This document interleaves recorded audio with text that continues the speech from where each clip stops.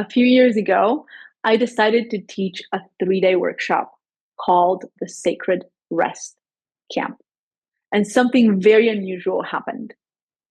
Within a few days, I started seeing the registrations rack up 50, 80, 100, 150 people, 200 people, 220 people registering for the Sacred Rest Camp.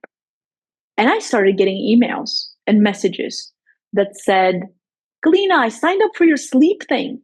See you in sleep camp. I can't wait for your sleep camp. And I was starting to feel a little confused. So many people were saying sleep camp, that I went back and looked at my marketing. I looked at my emails. I looked at the landing page, my Instagram posts. There was nothing about sleep. I explained in great detail that we will be exploring how to work bottom up with the rest and digest system, how to create conditions in the body to rest, to be able to digest and assimilate and integrate our food. I was reaching out to my students who were struggling to nourish themselves, and particularly those who had late night eating and they couldn't get enough. Like they would be done eating and then go to the cupboard and want a little more and a little more and a little more and a little more. And that's a very particular pattern of not being able to have enough that's related to not being able to yield, not being able to rest. So I was really trying to help my students who couldn't rest and who couldn't stop when their belly had had enough.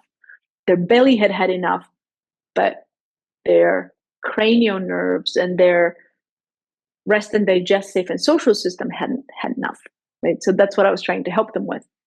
And after a few days, ensuring that I never promised that I'll be helping people with sleep, because that's a whole other animal altogether, it dawned on me that my students, by and large, had no capacity to rest unless they were unconscious.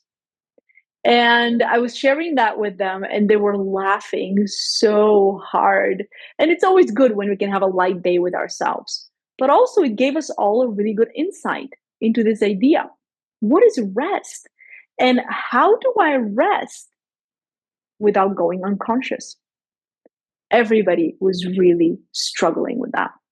People who knew their nervous systems well would describe that instead of turning down, they just collapsed and unplugged. Other people would say that rest is so terrifying that they can't even think about it. They kept themselves busy, working, shopping, doom scrolling, constantly being busy helping others just so they don't rest. And so people started asking me, why is it so hard to rest? And in this and several more videos, I'm going to try to talk to you a little bit about the reasons. Here is something to know. Your nervous system doesn't have an on and an off switch. It's not as simple as turning an electrical appliance on or off. Things are a lot more nuanced. And yet, there are parts of our physiology that are responsible for activating, speeding things up, creating focus, direction, the ability to be productive and be on task. And then there's parts of our physiology that, on the contrary, support us to replenish and recuperate and rest and recover from being active. And so just like in the inhale and the exhale, and the systolic and diastolic, we have this cycle of being active, and then the activity ends, and there's a natural deactivation in the system. And that is what we know as rest. I'm not on task, and my physiology can recover from what it was just tasked with. That is so natural that it's built on the fractal level everywhere in our physiology. And it's built everywhere in nature, in day and night cycles, in the cycles of the seasons. We have beautiful, beautiful sayings like No flower blooms all year round. Nature doesn't hurry, yet everything gets accomplished, right? We look at nature and it's so normal for us that it has cycles. And yet for us, unless we are unconscious and asleep, it's hard to accept that those cycles exist. And yet, when we try to play nature and play not by the rules, we get impacted by that. The way the people I work with get impacted is usually by really struggling to nourish themselves, struggling to know what to eat, struggling to prepare the food, struggling to enjoy it, struggling to know when they've had enough. Food noise, obsession, lots of dieting, body image issues, all of those go hand in hand with not being able to rest. And here we're talking about not being able to inhabit a whole range of somatic capacities and somatic states. So there are reasons for that, and I'm going to go into them one by one. Today, we'll begin with one of the common reasons that it's easy to actually sense inside. And that is that you cannot rest because whatever activation cycle was happening prior to your intention to rest is still not complete. For example, you're coming home, you're in a traffic jam, you get a phone call, it's your sister. Something stressful has happened in her family again. And you are the person who has to listen for the 10,000th time about the same dynamic. She asks for advice and she never takes it. And so you're sitting there and listening patiently, and yet you feel yourself get more and more frustrated. You love your sister. You're not frustrated at her, but you're frustrated about the dynamic of not being heard. So by the time you come home, even though you're exhausted, now on top of your exhaustion, you have this activation cycle, what we call the stress response cycle, where you've had a stressor, your physiology has responded to it by speeding up, and not just speeding up your heart rate and your blood pressure and your breath rate, but also creating a whole bunch of thoughts and a whole bunch of emotions to go with them. And by the time you come home, and now it's like 7:30, you really wish to be able to lay on the couch and rest, but you're so sped up on the inside that you cannot. And now you're tired and you're wired. Twired, we like to call it. You try to talk to your husband, but he is too exhausted himself, and he definitely doesn't want to listen about your sister for the 10,000th time because you've had that conversation with him already, and you know what he's going to say. It's too dark and cold outside to go for a walk, too late to go work out, and you kind of feel trapped in your own body. You really want to rest, but you're charged and fiery on the inside. So what do? You grab your phone and you scroll. Scroll until you get numb. And now that you're numb, then you no longer even know what you feel. You head to the kitchen and you have a sleeve of your favorite cookies. The belly feels heavy. And now the thoughts come about how you shouldn't have eaten this. But at least you're not thinking about your sister anymore. And you feel heavy and lethargic from all that heavy food you ate, and you can go to bed. You never rested.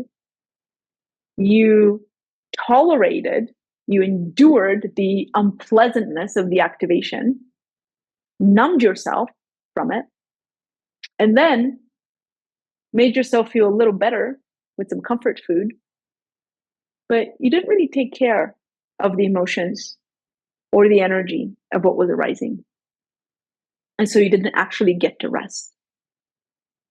Now, in a different scenario where, we have a magic wand and we get to wave it and summon the somatic fairies and you know exactly how to care for yourself in some perfect scenario, what would happen is you would notice as you're talking to your sister that you're activated. And you would be able to make space for that energy. And you would be able to care for yourself internally. But then also come home and reach for some help from somebody who can actually be there. Because sometimes our partners can't do it all.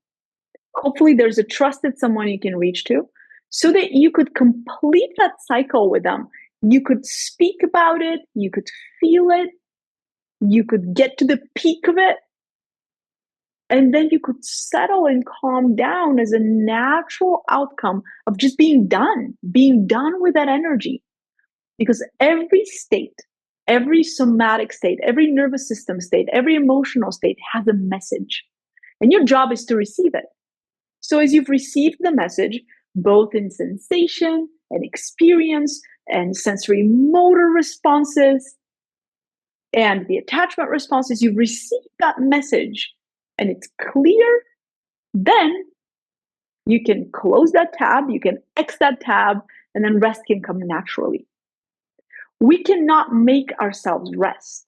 The body knows how to rest, but we need to complete what hasn't been completed in order for, once that tab is X'd, rest comes on its own. Just like the exhale comes after the inhale. Just like after the exhale, there's a restful pause. You don't have to tell yourself, oh, now inhale, now exhale, now pause. Your body knows what comes after the inhale. It's the same in larger cycles. The breath cycle is just a fractal of larger cycles of activation and deactivation, of doing and being. And so to recap, reason number one why most people can't rest is that there's an incomplete other cycle still taking place. How do you help yourself with this? Study your physiology passionately and curiously and without frustration. Because what I've noticed oftentimes is when our physiology is charged and we're unpleasantly activated, there can often be frustration, like, why do I feel like this? I should just be calm. And we end up actually disregarding the very intelligent messaging system that we have inside. If you're watching this in October of 2024, before October 29th, you still have time to sign up for my Sacred Rest Masterclass, which the link is below. If you're watching it after, not to worry, there'll be one in the fall semester of 2025 and hopefully every year after. If you have any questions or want to comment on this, feel free to drop me an email anytime. I'll see you in part 2 and hopefully 3 and 4 and 5. Until then, have restful times.